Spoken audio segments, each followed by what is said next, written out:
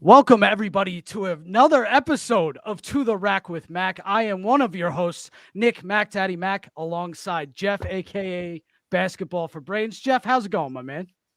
Oh, very excellent. It's another good night to be here with you. The NBA is on fire right now with activity, so I'm excited to get into this evening because we got plenty to discuss. Absolutely. There's a ton going on, including some action today on the trade market. But first, before we get into that, Jeff, we have a major announcement here on To the Rack with Mac, because starting next Wednesday at 9 p.m. Eastern, To the Rack with Mac will be airing on AWSM Radio. Big shout out to Awesome Radio and Rocks, my girl over there. She hooked us up, especially, and as well, Ryan, the host of the Ryan Show FM, every Thursday, Monday, Tuesday, Wednesday, Thursday nights, as you hear it throughout your week, and co-host of What's Going On, Fox Sports 1280 in Rochester, and the producer here of To the Rack with Mac. They both helped us out tremendously in getting us hooked up with that time slot. So we are amped up for that because we're going to be coming to you not only from YouTube, we're still going to be live here every week, but we're also going to be on the radio. So if you miss us here, you can catch us there and vice versa. Unfortunately for everybody, we might be all over the place. Nah, we're grounded takes. That's why we connected. Everybody gets a little excited about the NBA talk. The NBA community is passionate. But luckily for you folks, we're bringing some grounded knowledge to the occasion.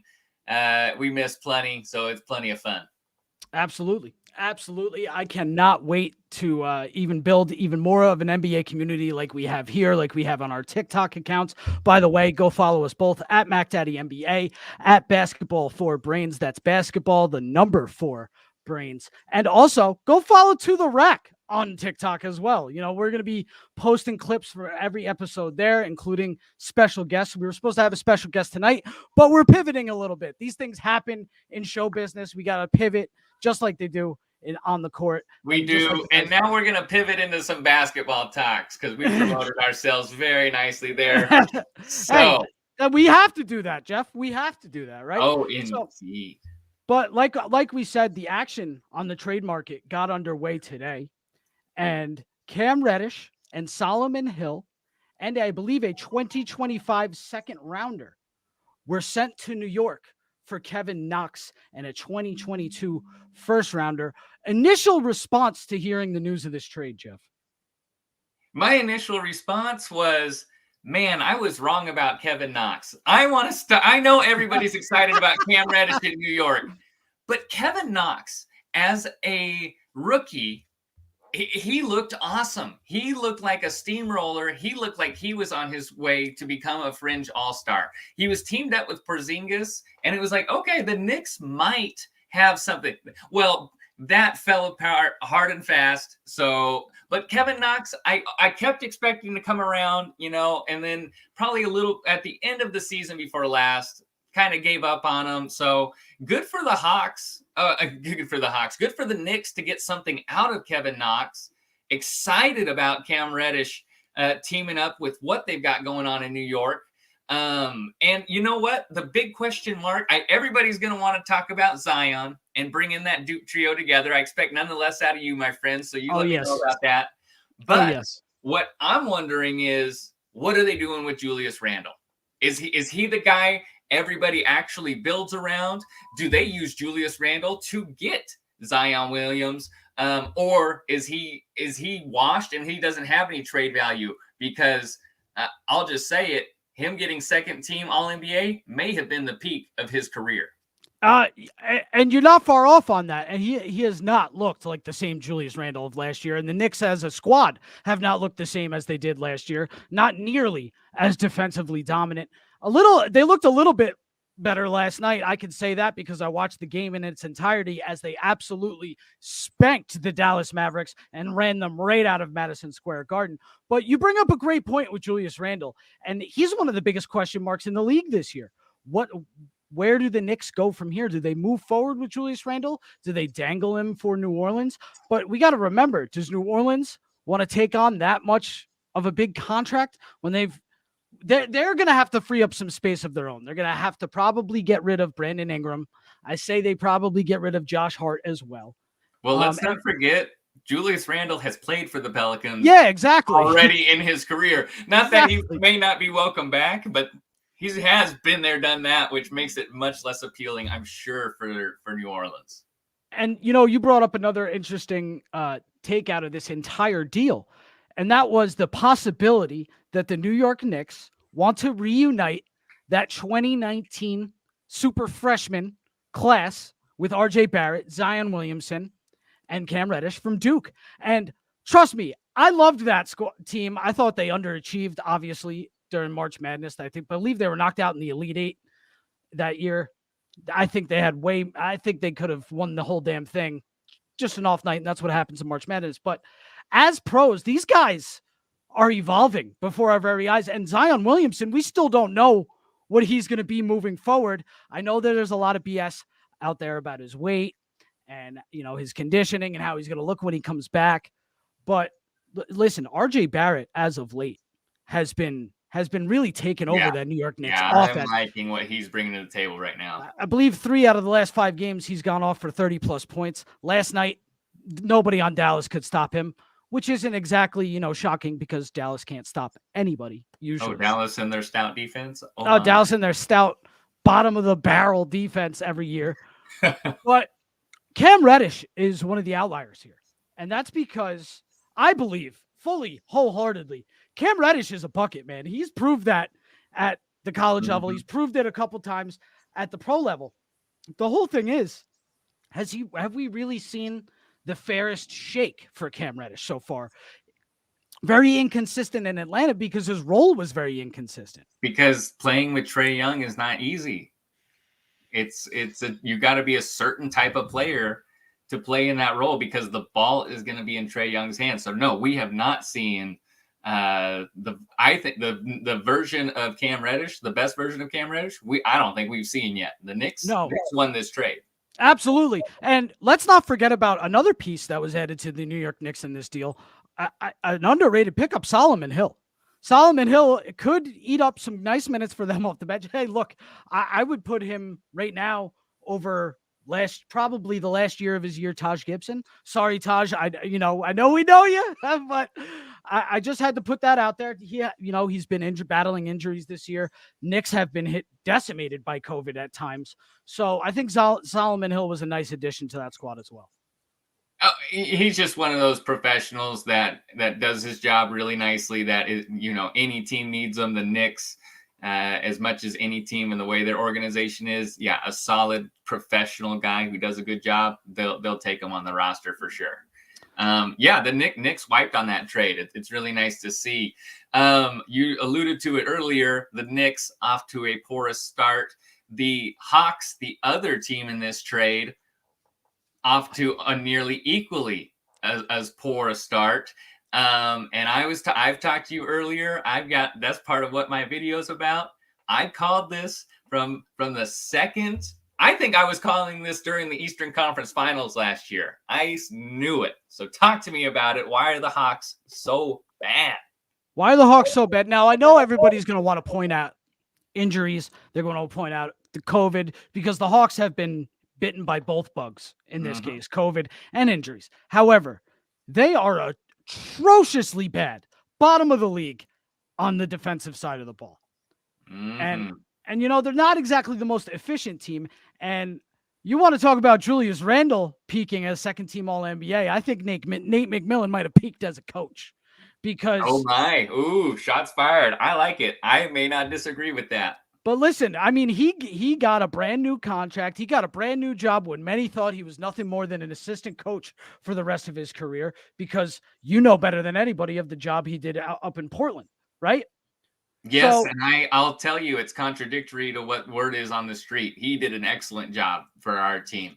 He's not a take your team over the top coach. So he's not a next level guy. He's not. And if the Hawks were thinking they might get to the next level, that's what I know firsthand is, I'm sorry, Atlanta. He's not that guy. No, and I don't think so either. And I went on record before the season started that I thought, had COVID been an issue, had injuries been an issue, the next man up mentality for Atlanta was going to work for them because they are deep. on paper, and we saw it in the playoffs last year, they're one of the deepest teams, I thought, in the NBA. Now, DeAndre Hunter, they haven't had him too much. Cam Reddish, again, inconsistent. Remember here, folks, inconsistent minutes and in and out of the starting lineup. One night you're starting, the other night you're getting 10 minutes off the bench. That messes with a young player, especially a player the caliber of Cam Reddish. So we know the inconsistencies there. Now they give a big deal to John Collins. He's reportedly publicly frustrated with the franchise. Trae Young, he's going off, but he's coming out and saying, I'm not exactly a happy person right now. I hate losing. We suck. All this in the media. And things are going bad fast in Atlanta. And then you got guys that are tied to contracts. They went out and spent money 2 years ago, right? With the Bogdanoviches, the Gallinaris, Kevin Huerter, not exactly the guy that they thought he was in the playoffs again last year. There's a lot of inconsistency in Atlanta. And that's the issue here. And it kind of seems like a revolving door, and that Nate McMillan just can't find that rotation, albeit injuries, albeit COVID, albeit just not knowing how to rotate such a deep team. Well, yeah, and you're kind of alluding to it strategically, what he's bringing with the X's and O's and where he's got to get the right guys in the right places. Nate McMillan, he's too nice of a guy, in my opinion. He's going to have a deep rotation because I think he respects his guys, appreciates what they do for the system, the buy-in. Like I have no doubt that they're a strong unit together, that they believe in each other and that they support each other. John Collins, really early, his comments unrelated, but I can't ignore what you said earlier, and I might be changing the conversation here, but I am getting worn out of these young guys complaining about their circumstances. Yeah, unbelievable. Listen, man, you got drafted high in the draft because your team wasn't good. You had dreams to be in the NBA, and they made those dreams come true. Now, that's not even the bottom line for me. The bottom line is pay your freaking dues. I don't know why guys are coming in the league expecting to win. I'm not happy what happened with Zion. I'm not happy what happened with Anthony Davis. It's not just this season. It's been going on for years. And gosh dang it, if they don't understand, you could be the reason that franchise turns around. Instead, it's excuses. And I'm like, where's the guy who's going to come in and be like, I don't care who drafts me. My team's whoever drafts me made the right choice because I'm the best player. And guys just don't have that edge in them, that mentality anymore. Anyway, it struck a nerve. I had to say it. You know what? And you're absolutely right, because you didn't see this 10, 15, 20 years ago. The eras that we grew up in, guys weren't publicly complaining about them circumstances. Guys, the players didn't have all the power back then, right? Like this whole player empowerment era, and they can come out here, they can say whatever they want without consequence. Yeah, and I don't want to sound like an old fogey, but I do sound like an old fogey there, but at the same time, is it the instant gratification era? What's going on here? I miss that though. I miss that though. It's what I mean? Bad. I want it to be killer. So now I do want to transition into a couple of returns in the NBA that we had this week, because they were big news. A couple of guys that we've been waiting to see play all year long. First being Kyrie Irving, finally coming back to play the road games, part-time Kyrie, and a report also this week that the Nets might be willing to pay a small fine every time he misses a game. I think it's $5,000, which is like $5 to me and you, right? Or maybe 5 cents to me and you, considering these are $1 billion franchises, right? But Kyrie came back, and you know what? First night out, he looked really good. Last night, he looked really good in a huge blowout win on the road against the Chicago Bulls, which I don't think anybody expected the Nets to go into Chicago and beat them by 30, but they did. And it obviously wasn't all Kyrie, but Kyrie, Kevin Durant, and James Harden on the floor together is a scary thing. Healthy, it is a scary thing. 3 top 10 players at their peak that, of the last 15 years, right? So, well, as far what is combined talent, they are right in the conversation with the Golden State Warriors a few years ago when you're talking about Clay, Draymond Green, Steph, and KD. Well, this three is right up there, right up. It's some of the greatest talent ever assembled. All they need is time on the court. Kyrie has wasted a lot of that this year. I don't know if part-time Kyrie is good or bad for chemistry of that team. The Nets were in second place in the East. They were playing great. I'd be more of the mindset, okay, listen, we're second place without Kyrie. What could I get for Kyrie to put us over the top? And do you even fish something like this? And I hate saying this as a Blazers fan, but Kyrie for Dame, I may not disagree with that on either side. You get a safer elite player with Damian. Damian and KD? Are you kidding me? Wrap it up. God. Hang up the banner. So, and then you want to watch Dame break out of his slump? Trade him to Brooklyn. Watch him break out of his slump. If you're Brooklyn, you take that 1,000%. And if you're Portland, you do that for Dame because he's giving you his whole career and you're not doing anything for him. You take on Kyrie, you risk that he's going to sign as a free agent after his contract's up here, and it is what it is. But I don't know. Putting a random thing on the table, bottom line is Kyrie's back. We're going to find out if that was good or bad for the Nets. Absolutely. And you know what? You said his name was another gentleman that we've been waiting over 2 years to see returned this week. And that is Mr. Clay Thompson out in the Bay Area coming back to the Warriors. I know he had a couple of electric plays, obviously the poster dunk, getting up. I know we all held Clay with that poster dunk. That was awesome. It was amazing. But I know it wasn't just Warriors fans. I think collectively the entire NBA community was holding their breath as he came down from that dunk and made sure he hit the ground. He was good, and he ran back on defense without any wincing or grimacing. It was awesome. Yeah. And that was the best part of it. Screw the whole dunk, screw the energy in the building. Watching him be able to run down the court afterwards was the best part of it for me because it's like, whew, he still got that bounce. I'm glad you liked that. I liked it when he was at the rim throwing it down. That was my favorite part about that play when he exploded up. No, I will definitely. I'll agree with you. I'm just busting you. But anyway, I mean, in the few games since then, the Golden State Warriors, Clay Thompson, Steph Curry, they have not looked good. They are completely off their rhythm right now. Tonight, right before we came on this broadcast, they were down by as much as 38 to the Milwaukee Bucks. Giannis with 30, 12, and 10 on them tonight, or 30, 12, and 11. Another triple-double for him. The MVP rankings came out yesterday. He's leading the race right now. I don't know that I necessarily agree with that, but he should be towards the top, right? But what's going on with the Golden State Warriors for you? Steph shooting in a historically low clip for him, especially right now. I'm questioning, is Steph injured? Are they not telling us something about, because it's a strange slump for him to have at this moment. It's right. Something doesn't seem right. So it's unfortunate. But you know what?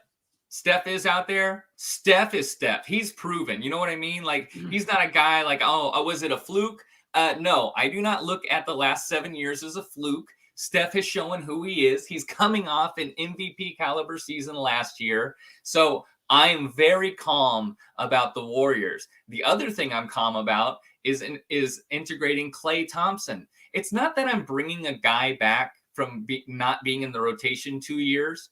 I'm not worried about that because this is a champion with the core of that team. He's got Draymond Green, his coach, Iguodala's over there, like Looney's there. There's so many guys that are still part of that core that him working into that team, whether it takes a week or a month, I am not sweating a bullet about Clay Thompson working it in with the Warriors. Well, I'll say this about the Golden State Warriors. It's not like until last night, until tonight when they got blown out to the Bucks, they haven't been getting spanked, in their losses. They've lost some pretty tough games, right? Especially this past week when Steph Curry And another exciting young point guard in this league, a very exciting young point guard in this league, went head to head, and that was Ja Morant of the Memphis Grizzlies. What was really got their number, man. The Grizzlies got the Warriors' number. Well, and the Lakers number too, but we'll get into that later. Everybody's got the Lakers number this year. Anyway, the one thing that was really evident to me about the way, not just the way Ja Morant was getting to the rack, but the penetration and the finish at the rim for every team that plays. Look how Giannis dominated. That goes up against the Warriors. Their stars have been dominating, right? And what that says to me is that this team really lacks a solid interior defender and rim protector. And I see somebody being dangled out there like Miles Turner. Why aren't the Warriors hopping on something like that? Why wouldn't they be willing to give up, I don't know, let's say a Wiseman and a Moody for a proven bona fide shot blocker? 4 out of the last 5 years has led the league in blocks. I'd be curious what the asking price for Turner actually is, because it just may be too high for the Warriors. Turner seems like the missing piece for a good handful of teams.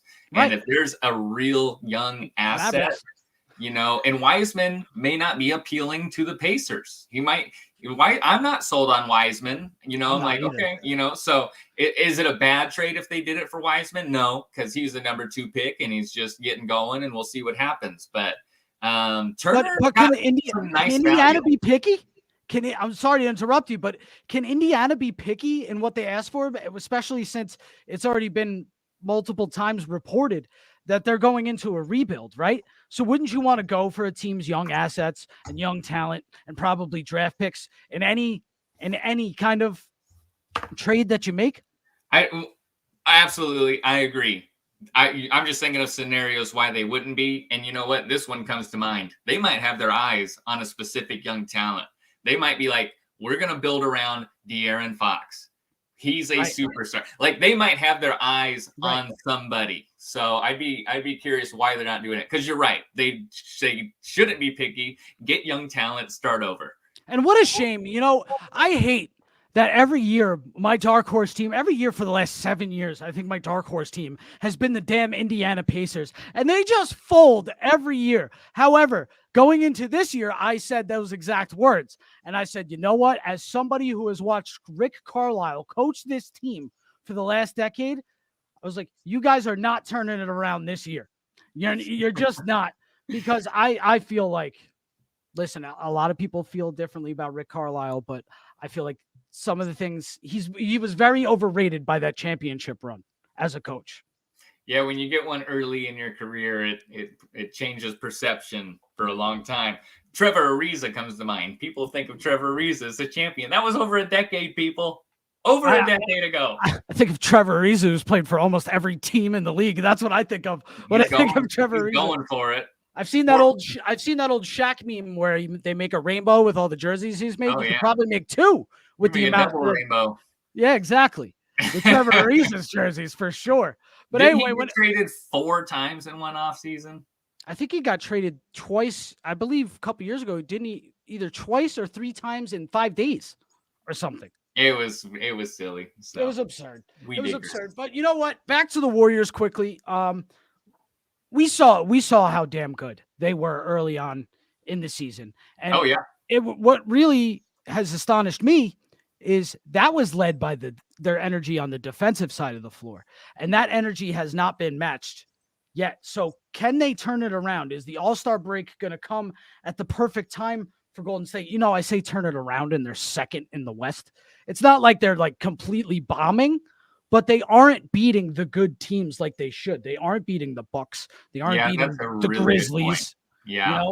It's kind of like the Nets in the East. Until last night, they hadn't beaten one of the top 4 teams in either conference. Yeah. I feel like the same way with the Warriors. They did get that 1 win over the Suns, but that was after the Suns blew them out by 25. Yeah.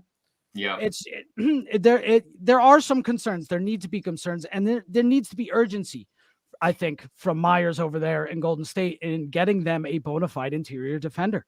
Well, the concern, it's in 2 places. It is the defense. You're absolutely right about that. And it's about these role players' consistency. Gary Payton, second, he was part of that hot start. He's cooled off. He's taken the gas pedal off the gas. So these Jordan Poole, same thing. It's these guys they have the superstar talent to be champions, but do they have the team? And early on, the answer was yes. Right now, it's like, oh wait, hold on, maybe not. Especially as some other teams taking their steps up. Absolutely. And I want to switch gears here a little bit from Golden State. Let's switch conferences a little bit, and then we'll get back to another team in the Western Conference that I feel hasn't been getting talked about enough, because there is a situation brewing there that I think needs to be addressed, especially with some of the reports that were reported to the news this week. But we'll get to that, folks. I want to talk about the Miami Heat, the Chicago Bulls, because this Eastern Conference is one of the best Eastern Conferences I've seen in a long time. At least the top half of it is. It's so competitive. You got Chicago, Brooklyn, Milwaukee, Miami, Philly, and Joel Embiid is playing incredible right now. Tyrese Maxey has filled in for Ben Simmons, I think, better than anybody, including Tyrese Maxey and his family, could have expected. You might be right about that. I'm right. I mean, Tyrese Maxey is one of the breakout players of the year for sure. Yep. But back to specifically the Miami Heat, because they have been rolling. And we want to talk earlier in the show about teams struggling with injuries and COVID. I mean, Bam Adebayo has been out for weeks. Jimmy Butler has been in and out of the lineup for weeks. And they are still winning games convincingly. They went into Atlanta last night and blew out the Hawks by 20-plus points, although the Hawks haven't won a home game in almost 6 weeks, in almost a month. Almost 2 months. It's been since November 22nd that the Hawks have won a home game. But we've trashed on the Hawks enough. What are your thoughts about the Miami Heat? I love the Miami Heat. I'll just take a step back at first and mention them as a franchise. They are approaching the San Antonio Spurs excellence level. Like they do everything excellent. They grow talent excellently. They recruit free agents excellently. They treat their players excellently. They hire coaches excellently. Like it's just like, you know what, Miami? You run things right, and it's crazy because they've only been around since 89, I think 88 or 89. So 30 years they've been a franchise, and they've got to be deemed as successful as any, especially in the last 15 years. Think about that first championship with Shaq and Wade. But this year, the Miami Heat are a legitimate threat. And, one thing I'll say is I'm taking the Heat over the Bulls. We'll touch the Bulls in a little bit here. But yeah, we will. Jimmy Butler and his competitive killer mindset, he's got a proven run in the bubble of getting his team to the championship. I love that.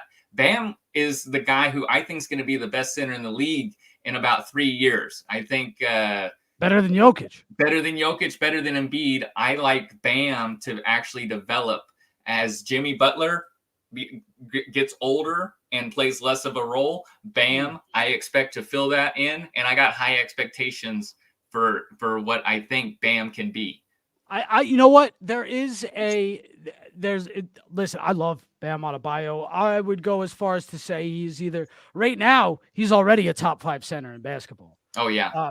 I think what is concerning, and as it should be, if we're going to talk about some players, missing games because of injuries, we have to talk about Bam Adebayo and his injury history a little bit here. Remember, he wasn't able to finish the NBA finals in the bubble. He's been out for weeks now with this minor surgery that he had. I think, that has to be a little bit of the concern. However, there's been an X factor this year, and he's probably going to win 6th man of the year if he keeps it up. Yes, sir. Tyler Hero has shut me. I was so critical of Tyler Hero, especially after that complete tank last year from where he was in the bubble to here. Last year, he has been incredible. I am all aboard the Tyler Hero hype train for sure. He's I am, because I mean, even the first couple weeks of the season, I'm thinking to myself, he's going to cool off. This is just like adrenaline or something, right? And he just keeps doing it. He's scoring by the truckload. He's the highest scoring guy off the bench in the entire NBA. I think, we all know, his shooting has improved like tenfold. He was a rebound shy of his first career triple-double last night, and I don't know if you saw, but he actually grabbed that rebound at the end. It was just happened to be after the buzzer sounded, so it didn't count. He ended up with That's rough. He ended up with 21, 11, and 9 on the night, just short of his first career triple-double. But you're right, man. The Miami Heat, they're dangerous, and they're sneaky dangerous too, because they're playing this well. Like I said last night, without Jimmy and Bam, they blow out the Atlanta Hawks, and no one's talking about it. But if it was the other way around and the Atlanta Hawks blew out the Miami Heat, everybody would be praising Trae Young, right? Oh, absolutely. It's no surprise that the Heat are flying under the radar. First of all, when Jimmy and Bam have been out of the lineup, who's tuning in to watch them? It is what it is when the stars aren't playing. But when you've got the Bucks and Giannis and Kevin Durant and the Nets and Chicago, let's talk about them. But they've stolen the spotlight. The Chicago, because they're exceeding the expectations this year by so much. They're enamored. DeMar DeRozan has put himself into legitimate MVP conversation. Who would have saw that coming? I'll be the first to raise my hand and say, not me. Not me. So, let's talk about Chicago. Yeah, They've definitely come out of the gate. I will start by saying I still am taking Miami over Chicago in a playoff series. But Chicago, they've got a future, and it looks like, I don't want to discount DeRozan, but it looks like Ball and Levine could get something done. And I'm liking what DeRozan is doing for the team. I just don't see him part of the long-term future. Be curious, what do you think their ceiling is this year? Well, before I answer that, I just want to say, if we're going to talk about DeMar DeRozan as a legit MVP candidate, then we also, right behind him, has got to be his running mate, Zach LaVine. He's averaging over 25.5 points, 5 rebounds, 5 assists, just over 4 assists, just shy of 5 rebounds.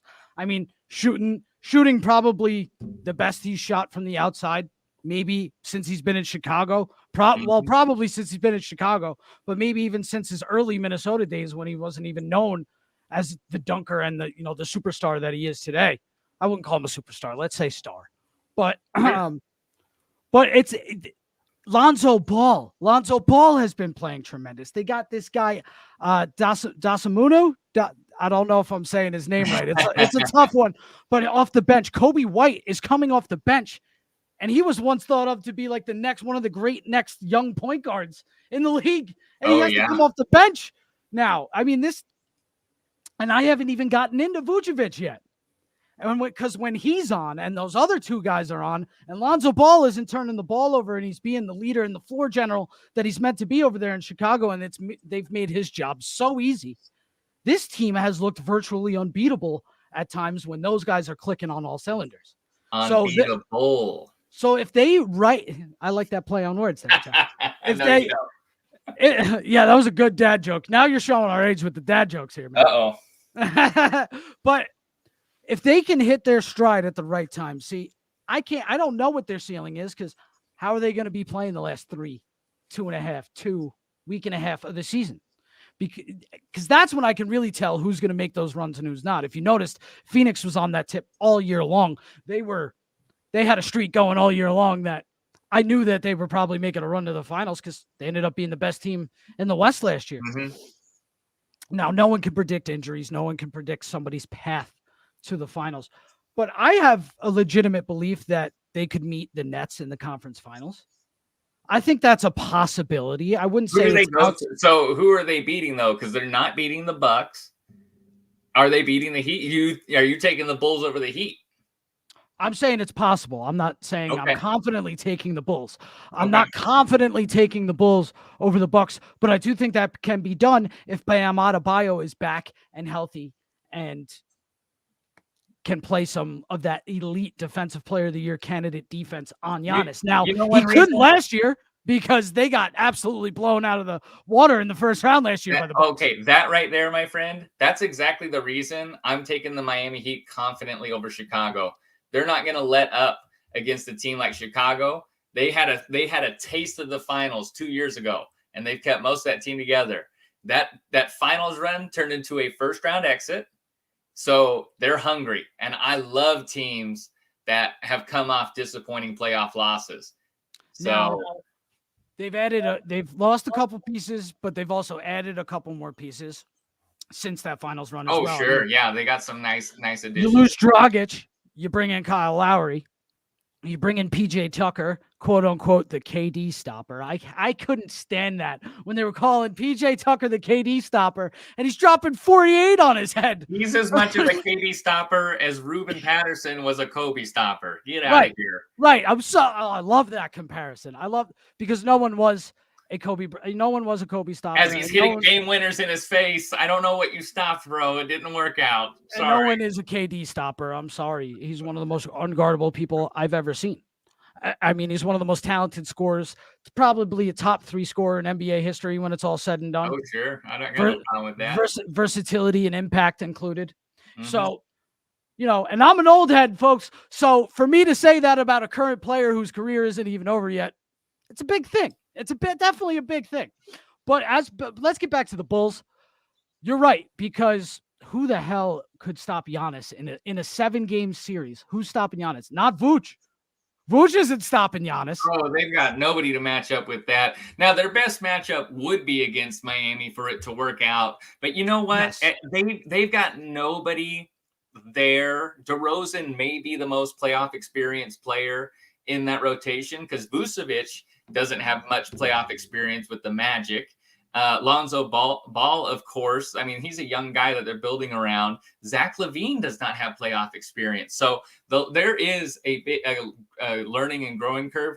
That's why I said earlier, I'm excited for the Bulls' future. This season, they've exceeded my expectations because I no longer view them as a clear first-round exit. Going into the year, first-round bounce, easy. I wasn't even flinching about that. And you know what? I shorted DeMar DeRozan big time.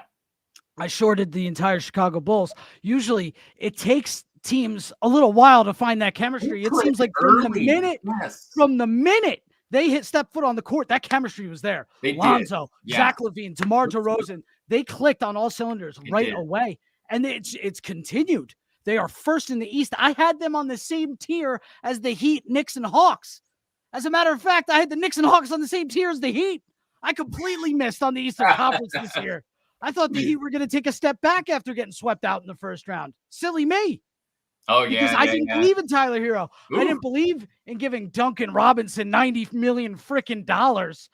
I still don't believe in that contract. Them winning some games doesn't justify that contract, but still. No, it's a lot of money. But you're right. DeMar DeRozan, and as a basketball fan, as somebody who watched his heart get broken to get traded from from Toronto to San Antonio, and you think it's done. You think DeMar DeRozan is nothing more than a glorified role player moving forward.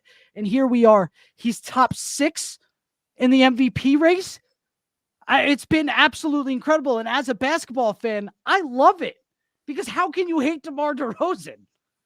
I'm 100% with you. Fan of who he is on and off the court.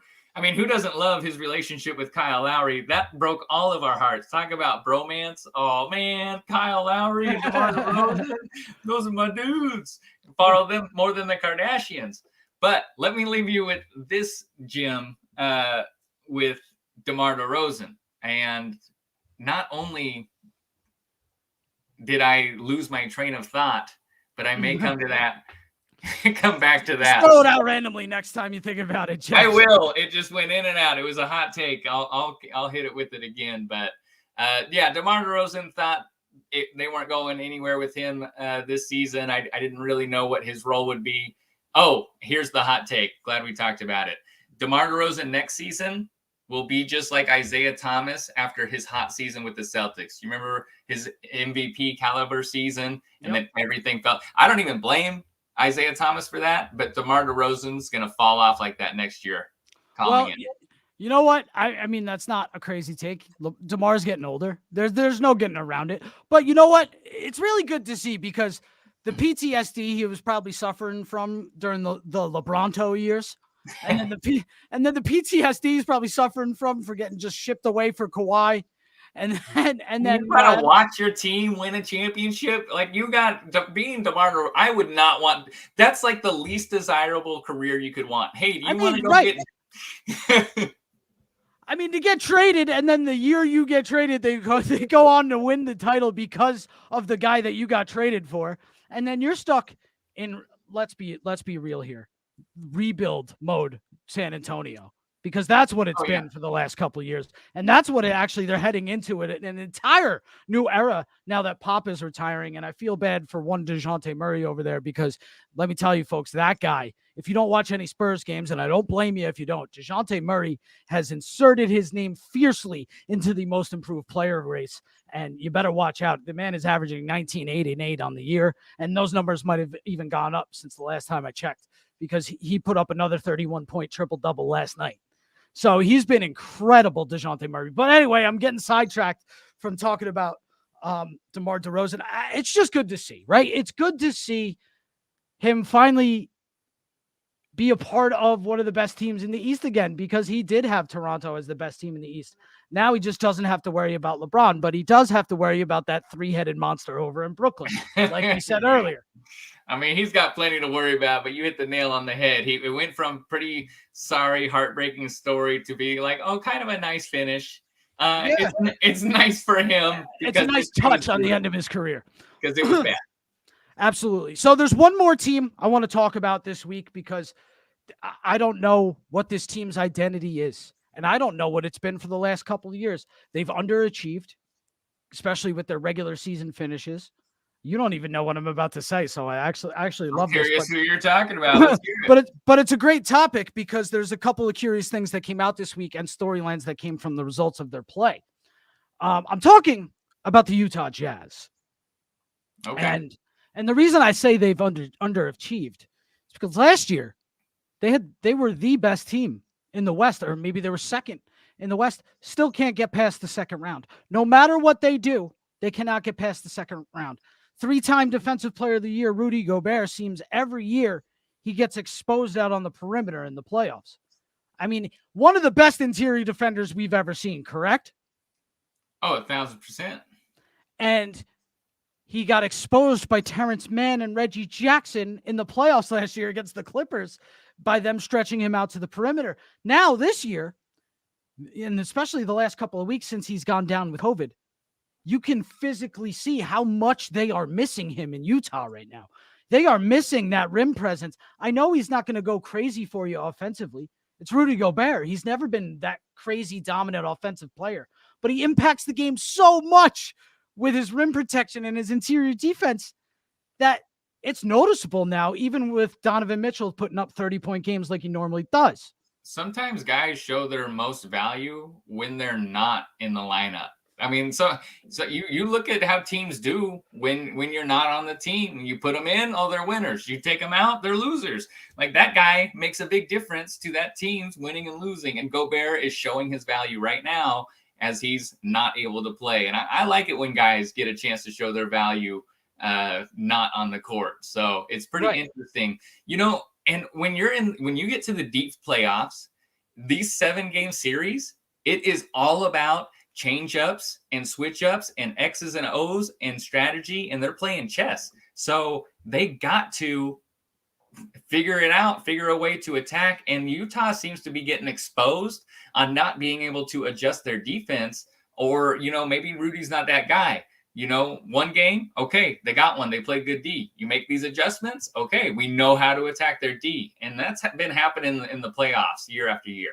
And it's not only that, it's when a guy goes down, like we're seeing it right now with Rudy Gobert. When a guy goes down, there's no one for them to step up in their place. Now, Rudy Gobert is obviously a hard guy to replace. I mean, again, 3-time Defensive Player of the Year, best interior defender we've seen in the last, 10, 15 years. One of them, I know, right up there with Giannis, right? Yeah. Put him up there with Dwight Howard. Yeah, I mean, Anthony Davis, as much as I'd like to go off on that situation right now, I won't, but can't deny what he once was with on the defensive side of the ball. But last year in the playoffs, Mike Conley goes down. No one can step up and take his place. Donovan Mitchell playing hobbled on that ankle. No one could pick up the slack. Not Joe Ingles, not Bogdanovich, not even sixth man of the year Jordan Clarkson. Nobody could step up in the big moments when those guys go down. And now this week, you hear that Donovan Mitchell isn't exactly happy in Utah, although I don't know that I can blame him. Utah isn't exactly ideal, and they've had some pretty damn bad press the last couple of years, even as recently as last year, first round of the playoffs against John Morant, right? So, I mean, and now there's expressed interest in moving on to New York, where he grew up, for Donovan Mitchell. And now that we started our show saying this. We talked about this. Donovan Mitchell, your team is legitimately on the cusp of contending for a championship, on a title run. What could be this? It's just disappointing. Where's the competitive spirit? Where's the, you know what? At some point, where can you be a business person and put the feelings aside? I'm sorry, but this is a job. And when your job is to deliver W's and get wins, and your team is doing that and you're still unhappy, good golly, Miss Molly, man, I'm just disappointed. I hear you. John Collins at least is losing in the East. You're winning in the West. What's your problem? I think the one thing that's actually saving Utah right now, and it might even change the culture there, it's going to take a little bit, but this is the first year that Dwayne Wade owns the team. And that's probably what's keeping Donovan Mitchell there right now. So hopefully he has that faith in Dwayne Wade, and hopefully Dwayne Wade can pull him aside and say, hey, what's going on? Is this report true? You're not happy? Let's talk this out, because we got something special here. We just need to make those moves that are going to put us over the hump. As much as I love Mike Conley, I think Mike Conley's time has come and gone. As much as I love Bogdanovich, can't exactly stay healthy. I think his time has come and gone. They might even look to move on from Ingles or Clarkson. Those guys are at peak value right now. They might want to switch it up. They're not a destination that's going to bring in a free agent. They have to do it through trade. About that. That's why I was supported the Gobert contract, by the way. Who else were they going to get? He got $200 million. I was actually fine with that because it's Utah.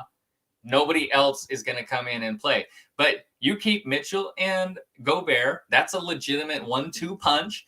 If you put the right team around them, that's a 1-2 punch that could hold up the trophy. So I say every piece is expendable. You got some nice pieces. Ingles is probably the nicest of those pieces as far as a team being interested in adding a guy like that, but from everywhere, for a veteran team wanting to pick up Conley like that. Yes, he's valuable. Jordan Clarkson, he's valuable. I'm glad that you put Joe Ingles, more respect on his name than I did. I did bring him up because, yes, Jordan Clarkson is the reigning sixth man of the year, and Joe Ingles is the reigning seventh man of the year. He finished second in the voting. So you got two guys. The trophy. He said, "Here you go." Remember who's the only player in Utah Jazz history to win Sixth Man of the Year award? And Joe Ingles pointed to Jordan Clarkson. I mean, those guys were tearing it up off the bench last year. Not so much the case this year. I mean, and that seems shooters off the bench are struggling a little more this year. We saw it happen with Joe Harris before he got injured. Shooting around the league is down. It's down. It's down a little bit. No, folks, it's not the basketball. Relax. These guys are professionals. They can adjust to a basketball by halfway through an NBA season. Let's Probably be halfway realistic. through a jump shot. Let's be realistic here. It takes them 5 minutes to adjust to a new ball. Have you guys ever played by accident? Have you ever played all day with a ladies' ball and then had to go to practice with a guy's ball later in the day? It's the same thing. It takes about 5-10 minutes to adjust that jump shot. Anybody who's playing pickups, playing with different basketballs, they play different basketballs everywhere. Yeah, it ain't nothing. Exactly. So the Utah was the last team I wanted to touch on. I mean, we started the show with a big question mark, and we're going to end our team by team analysis with a big question mark in the Utah Jazz, because that's what they are. Yes, I think I speak for the entire NBA community when I say, put up or shut up come playoff time, because we're tired of seeing you dominate the regular season and then completely lay an egg in the second round of the playoffs. Okay, that's how you're looking at it, huh? All right. Well, yeah, I am, because I don't view Utah as a constantly winning team. I feel like that's more recent. Last year, the last 2-3 years, they've been towards the top of the standings. Yeah, I feel like just like last year and a half, they were a high seed last year. That was they've been building. That's why I'm disappointed in Donovan Mitchell, is because it's like you guys were on the cusp. You guys make that move or two, or you hit the right team in the right playoff matchup. You guys are there. So we'll see.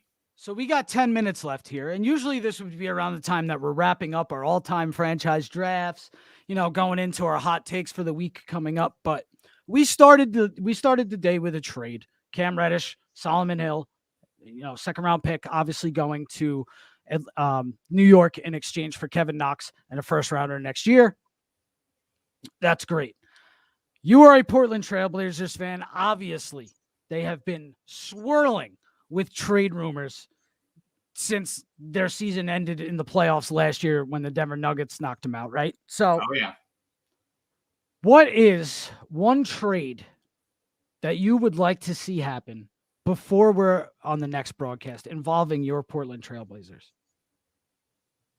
Well, it's hard to say because I want to keep Damian Lillard as a selfish Blazers fan.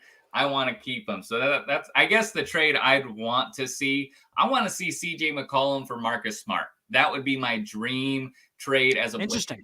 Give me a hard-nosed guard, come over to team up with Dame and give him that 1-2 punch. But, Anthony Simons, I love that he's balling out for us right now. He's really stepped up his game as Damian has been on the sideline. So he's got some excellent trade value. I'm like, do we try to start building over with Colin Sexton? Do we try to start over with Shea? Like, there's some young point guard talent that a team might be willing to roll the dice on. So you're 1,000% correct, and I'm glad you brought up Simons. He has been absolutely killing it since stepping in for Damian. It's really cool. And you know what's funny? All I've been hearing since the day he's been drafted is how talented he is. And now that he's done 4 games of showing his talent, the whole nation seems to know how talented he is. And it's exciting to see a young guy get his opportunity and shine. And hopefully this is truly a catalyst for him and not a blimp on the radar. Absolutely. And you know what? I've seen some promising stuff from Simons. I think this is just a beginning for him and his young career. And, that's good news for you guys. I was actually hoping that, they'd be able to package maybe CJ and Nurk for something. I don't know what that would be, but I believe that Nurkic's time in Portland is up, but you'd know more than me how much value he really holds. I can't believe he's kind of getting along this season, but his exit interview last year, he pretty much said he was out of here. And I was like, well, okay, we'll see you later. And here he is suiting up night after night. Can't deny his heart, his desire to play the game. He can't his willingness to be really a part of Portland, he's really a part of the basketball culture in Portland. It seems like, from an outsider's perspective anyway.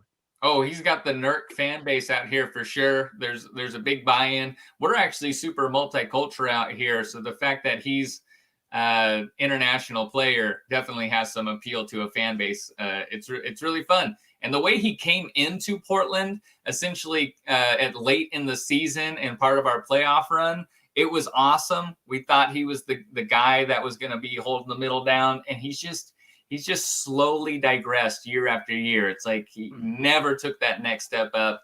It's how it goes sometimes. Yep. So we've talked about your Blazers, and let's get into my Dallas Mavericks. They were on a 6-game winning streak until they traveled to Madison Square Garden and let RJ Barrett look like prime Michael Jordan on them last night. But one thing was very evident to me, and that is our starting front court. Our starting front court of my favorite player of all time, Maxi Kleber, and Dwight Powell. So 2 birds, 1 stone. Let's get both of those guys out of there. And then whatever piece, down the line, or even a pick that Indiana might want. And let's get Miles Turner to the Dallas Mavericks. Go for it. Gun it. That's what we were talking about, how valuable of a piece he is. I would love him teaming up in Dallas. And hey, if they want to throw in Levert, I'll take Levert with him too. But I doubt they're not going to throw in Levert for that. What are you thinking? No way. Again, I gotta be biased, man. I gotta be biased. And if they want to throw in Sabonis on top of that, why not?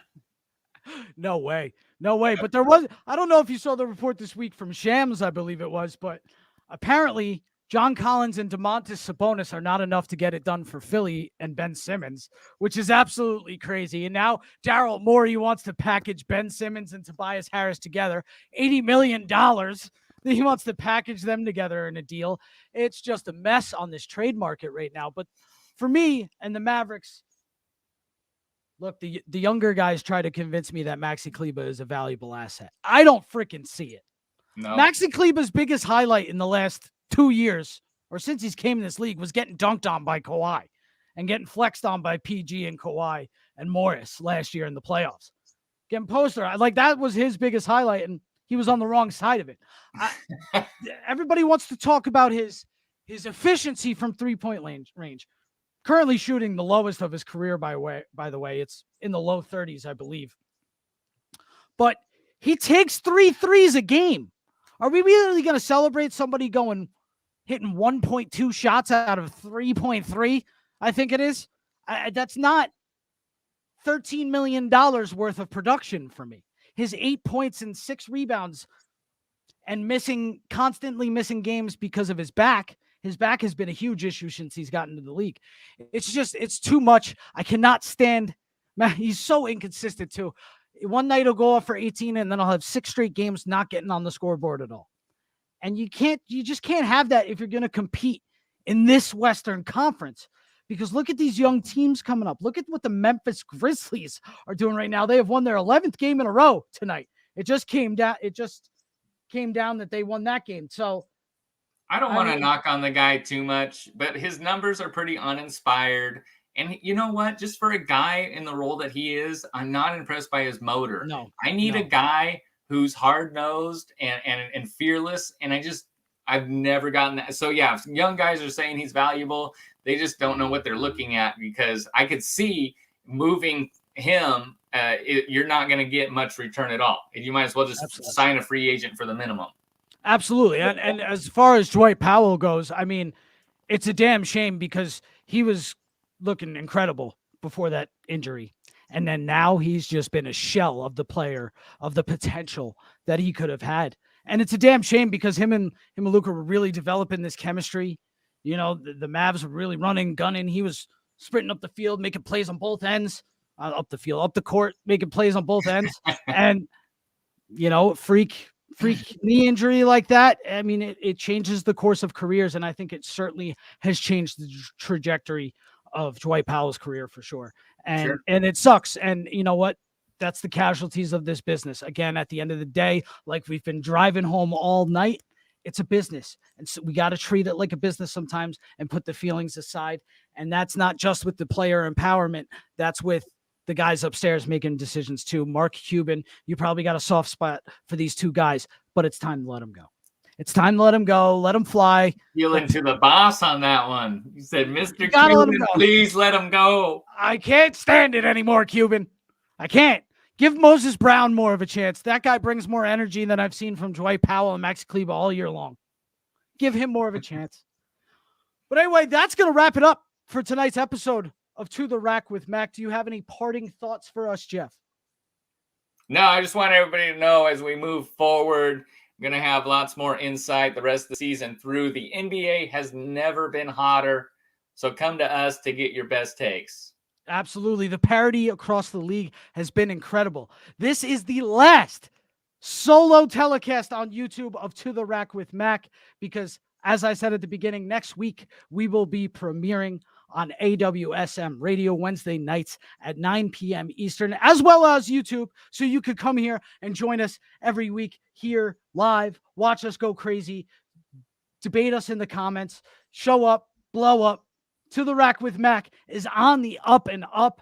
And I'm more excited than ever because, like Jeff said, the parity across this league is incredible. The NBA has never been hotter. And we are bringing it to you every week. Hot takes, analysis, breakdowns, special guests. We got it all here on To The Rack with Mac. Thanks for joining us tonight, and we'll see you again next week.